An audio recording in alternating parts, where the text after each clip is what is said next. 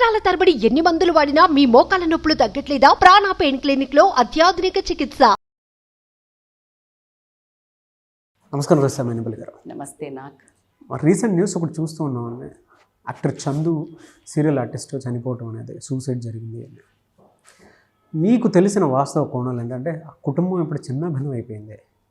దీన్ని మనం ఎలా చూడాల్సినటువంటి అవసరం ఉందంటారు? అండ్ వాళ్ళ మదర్ మాట్లాడేటప్పుడు కూడా మీరు వినుంటారని అనుకుంటున్నాను. ఈ విధంగా జరిగింది అని చెప్పి అంటూ ఉన్నారు. దీన్ని మనం ఎలా చూడాలి? బేసికల్గా నేను నిజంగానే మొన్న పవిత్రది డెత్ది అది చూసినప్పుడు మళ్ళీ ఒక ఎఫ్ఐఆర్కి సంబంధించిందా లేకపోతే ఒక ఆవిడ సూసైడ్ ఇట్లా యాక్సిడెంట్ అయింది, ఎంత ఇష్టపడుతున్నాడు అని అనుకునే తరుణంలో ఒక చిన్న రివీలింగ్ ఏంటంటే అసలు అందులో అతను మళ్ళీ మ్యారీడ్, ఇతనికి 2 పిల్లలు ఉన్నారు అని తెలవటం కొంచెం నాకు ఒక అవునా అనేటైతే అనిపించింది. అంతకుముందు వరకు వాళ్ళు లివిన్లో ఉండే వరకు వీళ్ళు నిజంగా వీళ్ళిద్దరే వైఫ్ అండ్ హస్బెండ్ అనుకున్న తరుణంలో ఒక చిన్న బ్రేక్ ట్విస్ట్ అయితే జరిగింది. 2 పిల్లలు ఉన్నారు, ఈవిడికి 20 ఏళ్ల పిల్లలు ఉన్నారు. ఆ బంధాన్ని వీళ్ళు ఇలా ఇంత దూరం ట్రావెల్ ఎట్లా చేశారు అంటే, కన్న తల్లి ఆమె ఏడ్చే ఏడుపు వింటుంటే కడుపులో పేగులు కదిలినట్టు అయింది. అంటే ఆవిడ ఆ కొడుకు దూరమైన బాధ అసలు ఆవిడకి తనవి తీరట్ల. ఆ మీడియా ముందు చెప్తున్నంతసేపు మనకు కన్నీళ్ళ పర్యంతమే. అలాగే వైఫ్ కూడా చాలా భయంకరమైన నిజాలు చెప్పడం జరిగింది. ఎట్లా అంటే తనను అంత 10-11 ఏళ్ళు ప్రేమించి పెళ్లి చేసుకున్న వ్యక్తి, అంటే ఒక కమిటెడ్ రిలేషన్కి ఎడిక్టెడ్ అని మాత్రం అర్థమవుతుంది. ఈజ్ ఎమోషనల్లీ డిపెండెంట్ పర్సన్ అని అర్థమవుతుంది. అతని వ్యక్తిత్వం గురించే మాట్లాడదాము. ఎఫ్ఐఆర్ పెట్టుకున్నాడు, చెడ్డోడు, తల్లిదండ్రిని వదిలేశాడు, భార్యను వదిలేశాడు, బంధాలు వదిలేశాడు, సమాజాన్ని భ్రష్టు పట్టించాడు, ఇలాంటివన్నీ అది secondary topic. I'm only talking about the individual personal psychology. అతని మనస్తత్వం ఏంటి అంటే, ఒక అమ్మాయికి కానీ ప్రేమకి కానీ ఎడిక్షన్ అయితే ఆయన ఎంత దూరమన్నా వెళ్తాడు. ఆ భార్యను ఏదైతే ఉందో ఆవిడని కూడా 2004-05లో ప్రేమించి పెళ్లి చేసుకోవడానికి మధ్యలో 11 ఏళ్ల గ్యాప్. అంటే మంచి యవ్వనము టీనేజ్లో ఉన్నప్పుడు కూడా వేరే వాళ్ళ వైపు అట్రాక్ట్ కాకుండా ఒకే అమ్మాయిని ప్రేమించి అలాగే హోల్డ్ చేసి పెళ్లి చేసుకున్న వ్యక్తి మరి ఇంకొక వైపుకు ఎందుకు అట్రాక్ట్ అయ్యాడు? అది కూడా ఉన్న బంధాలన్నిటినీ దూరం పెట్టేసి సమాజాన్ని కూడా బలా దూరం అనుకొని తన మొత్తము ఈ అమ్మాయికి దాసోహం అని ఎందుకు వెళ్ళాడు? వెళ్ళిన వ్యక్తి ఆ రిలేషన్ని కంటిన్యూ చేస్తూ ఆ గిల్ట్లో భార్యను ఫిజికల్ అబ్యూస్ వరకు ఎందుకు వచ్చాడంటే, తనలో ఉన్న తన ఫైట్ని ఎదుటి మనుషుల ముందు చూపించడం స్టార్ట్ చేశాడు. అంటే మందు తాగంది ఫేస్ చేయలేడు వాళ్ళను. ఆ ఇంటికి వెళ్ళిన ప్రతిసారి తాగి వెళ్ళి కొడతాడంట. ఎందుకు అంటే అది జస్ట్ గిల్ట్తో కూడిన యాక్ట్. మనం చాలాసార్లు సైకాలజీలో డిస్కస్ చేస్తాము. ఎవరైనా గట్టిగా అరిసి గొడవలకు దిగారు అంటే వాడికి ఏం మాట్లాడాలో తప్పు వాళ్ళ వైపు ఉన్నప్పుడు చాలా వికృతంగా ప్రవర్తిస్తారు. కొట్టటాలు. ఎందుకు అంటే they don't have a proper logical reason. Same అట్లాగే జరిగింది. ఇక్కడికి వచ్చే వరకు ఇక్కడ ఒక కంటి ముందు ఒక నిజం కనిపిస్తుంది, ఆ గిల్ట్ని తీసుకోలేకపోతున్నారు. ఆ టైపు ఎమోషనల్ డిపెండెన్సీ ఎక్కువ ఉంది. ఎగ్జాక్ట్లీ. ఇప్పుడు ఇది తనకు ప్రేమ కూడిన బంధం, వీళ్ళను ఫేస్ చేసే దమ్ము లేదు. ఇక్కడ తప్పు చేస్తున్న ఈజ్ వెరీ క్లియర్ అండి. ఇతను తప్పు చేస్తున్నా అన్న వాస్తవం అతనికి తెలుసు.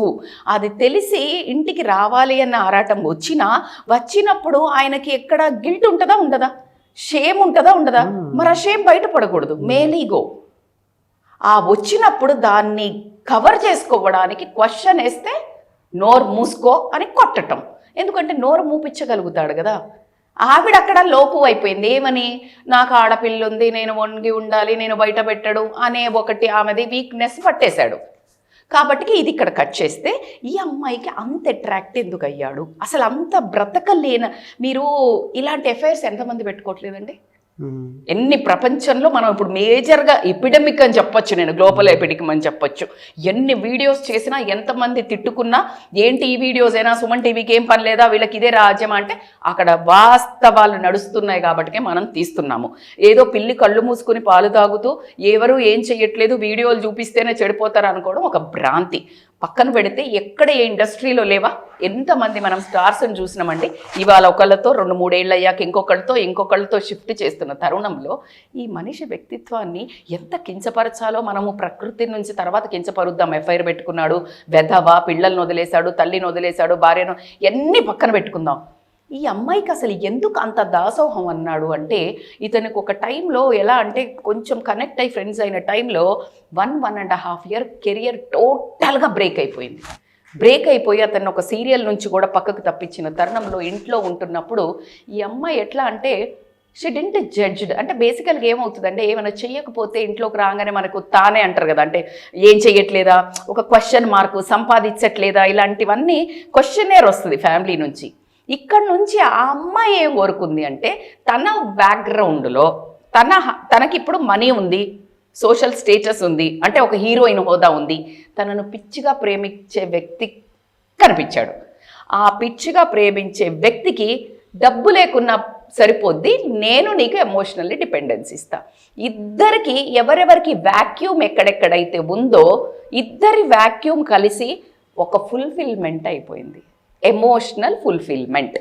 ఇద్దరు ఎమోషనల్ ఫుల్ఫిల్మెంట్ అయ్యే వరకు వాళ్ళు కాస్త సోల్ మేట్స్ అయిపోయారు. ఈమెకి డబ్బుతో, ఆయన సంపాదించే డబ్బుతో పని లేదు, ఫిజికల్ ప్లెజర్ అనుకోండి, ఎమోషనల్ కంఫర్ట్ అనుకోండి, ఏదన్నా సరే ఇచ్చింది. ఈయననే ఒక మొగాడిలాగా నిలబెట్టింది. ఏంటి, సీరియల్స్లో క్యారెక్టర్స్ ఇప్పించింది అంట, ఆమె నిలబెట్టింది. సో ఇవి చేసే వరకు ఈ has a gratitude for her. నన్ను ఇప్పుడు ఏం లేకపోతే ఒక రకంగా చూస్తారు కదండి సమాజంలో, కానీ ఆవిడ దగ్గర అంటే కొంచెం అందంగా ఉంది, ఒక హీరోయిన్ హోదాలో ఉన్న వ్యక్తి ఓన్లీ మిస్టర్ చందు కావాలనుకుంది. అంటే is the king of her empire. ఆవిడను కావాలనుకునే వాళ్ళు బోల్డ్ మంది ఉండొచ్చు, ఆవిడ ఎంబడపడేవాళ్ళు బోల్డ్ మంది ఉండొచ్చు, but she chose Chandu. So చందుకి ఏమైపోయింది, నేను మొగుణ్ణి పూర్తి తరహాల ఆమెకి మెస్మరైజింగ్, మ్యాగ్నెటిక్, అసలు చెప్పలేంలేండి ఆ బాండ్. నేను ఆల్రెడీ ఒక వీడియోలో కూడా మీకు చెప్పాను, ఎంత ఇల్లీగల్ అఫైర్స్లో మీకు లస్ట్ ఉంటుంది, బాడీ అని ఉంటుంది, సిచ్యుయేషనల్ రిలేషన్షిప్స్ ఉంటాయి, టైం పాస్ రిలేషన్షిప్స్ ఉంటాయి, మనీ కోసం ఉంటాయి, ఇలా అన్నీ మాట్లాడుకొని లాస్ట్లో ఒకటి ఎమోషనల్ లవ్ అనేది ఉంటుంది. ఆ ఎమోషనల్ లవ్ చాలా తక్కువ మందికి వస్తుంది.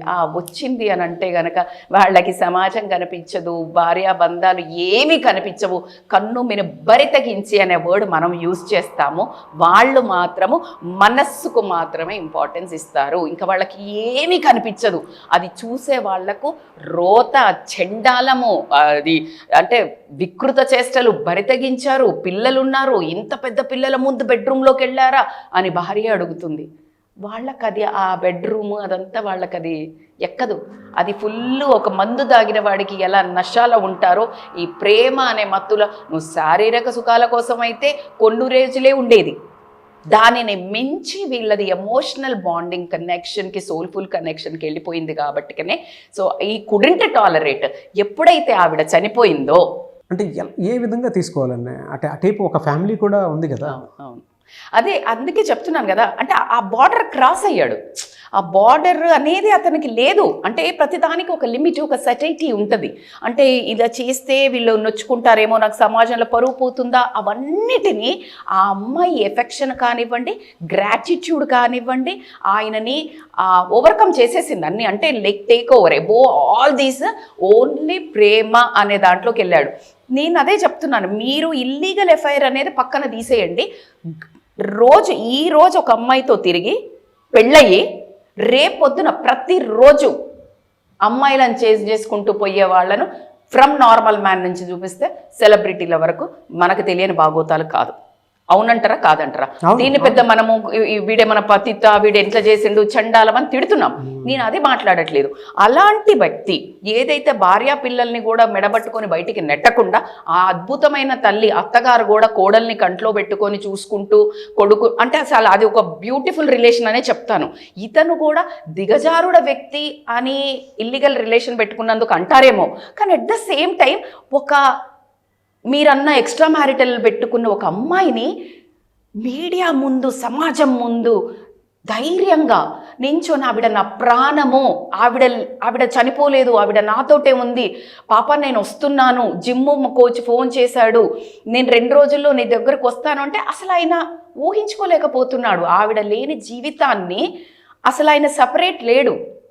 అంత ఘనం అది బాండెడ్ అయిన ప్రేమను వాళ్ళిద్దరు మరి అది ఎలా పొందారు, ఎందుకు పొందారు, దాన్ని చెడు పట్టాలా తప్పు పట్టాలా అనే డైరెక్షన్లో అయితే మనకు మాత్రం అర్థం కాదు. ఎందుకంటే ఒక్క క్షణంలో ఆవిడ చనిపోయిన తర్వాత తెలివి కల్లోడు బరితగించినోడు వేస్ట్ ఫెలో అయ్యుంటే ఒక్క క్షణంలో ట్విస్ట్ చేయొచ్చురా బాబు. ఆవిడ మత్తులో పడ్డానో లేకపోతే మాయలో పడ్డానో అడ్వాంటేజ్ తీసుకొని ఆవిడకు వచ్చే ఇన్సూరెన్స్ తీసేసుకొని అలా ఒక డ్రిఫ్ట్ చేసి అలా ఫ్లిప్ కొట్టేసే టాపిక్ని భార్య పిల్లలతో సుఖంగా సెట్ చేసుకోవచ్చు. ఎంతసేపు ఆవురావురమని చూస్తున్నారు వాళ్ళ భార్య పిల్లలు, తల్లి ఆవురావురమని చూస్తుంది. వాళ్ళు ఒక క్షణం అయితే అనుకొని ఉంటారు, ఈ అమ్మాయి చనిపోయినప్పుడు అయ్యో నా కొడుకు నా దగ్గరకు వచ్చేస్తాడు, నా భర్త నా దగ్గరకు వచ్చేస్తాడు అనుకున్న తరుణంలో కూడా అతను ఆ ఒక్క వైపుకు కూడా చూడకుండా ఇదే ఒక ప్రేమను అంతే ఆ ఎమోషన్లో పడి ఆమెలోనే మమేకం అవ్వాలి అని మెర్సిలెస్గా సెల్ఫ్ కిల్లింగ్ చేసుకొని సూసైడ్ చేసుకున్నాడు. అంటే నేను తప్పుదోవ పట్టించట్లేదు టాపిక్ని, అట్ ద సేమ్ టైం ఆ ప్రేమ మరి అది పిచ్చా ప్రేమ అనేది నాకు అర్థం కావట్లేదు.